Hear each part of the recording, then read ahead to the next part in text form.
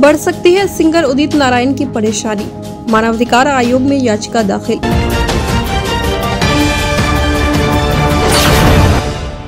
बॉलीवुड के प्रसिद्ध playback singer Udit Narayan की मुश्किल बढ़ सकती है। बता दें कि उदित नारायण की पहली शादी वर्ष 1984 में रंजना झा से हुई थी, लेकिन उदित नारायण ने मुंबई जाने के बाद नेपाली सिंगर दीपा गातराज से शादी रचा ली। ऐसे में रंजना झा पत्नी का दर्जा प्राप्त करने एवं अपने अधिकारियों के लिए वर्षों से संघर्ष कर रही हैं। ऐसे में इस मामले को लेकर मानवाधिकार मामले के अधिवक्ता एसके झा मानवाधिकार आयोग पहुंच गए हैं। उन्होंने एनएचआरसी व बीएचआरसी में 2 अलग-अलग याचिका दाखिल की है। अधिवक्ता एसके झा ने बताया कि भारतीय संविधान के अनुसार पहली पत्नी को बिना तलाक दिए दूसरी शादी करना गैर कानूनी है।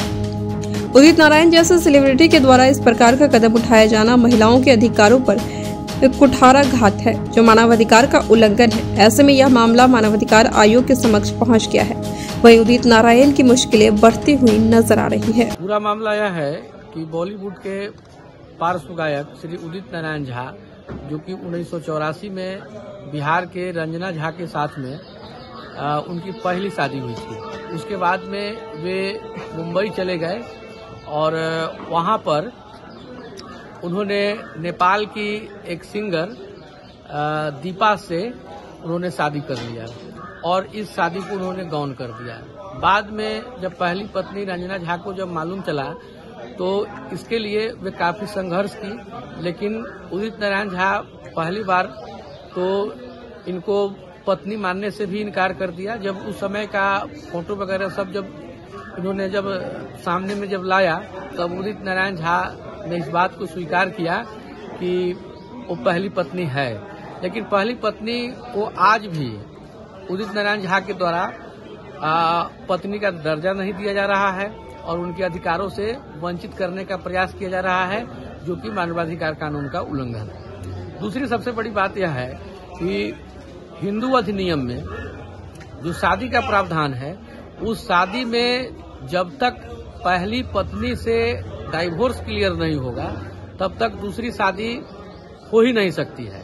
यह पत्नी पर भी लागू होता है और यह पति पर भी लागू होता है।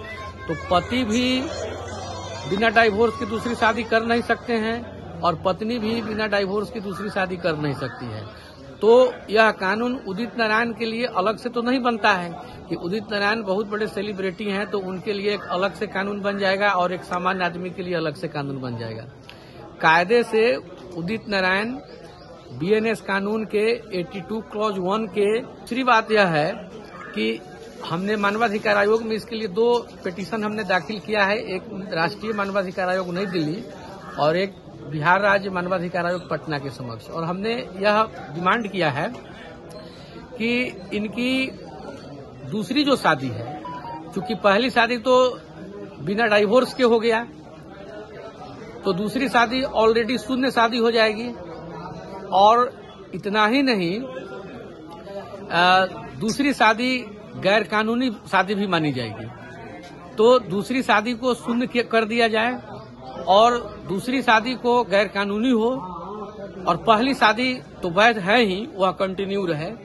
और जो रंजना झा जो संघर्ष कर रही है न्याय के लिए, उनको पत्नी का दर्जा मिले और उनके जितने भी उनके मानवाधिकार हैं वह जो है सो मिले।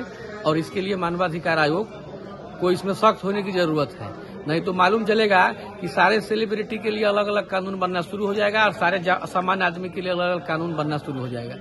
तो कानून का इस पर जो है शिकंजा मजबूत होना चाहिए, इसलिए कि कानून से बड़ा कोई भी नहीं है, चाहे वह देश के सुप्रीम ही कोई क्यों नहीं हो, कानून सबके लिए बराबर है।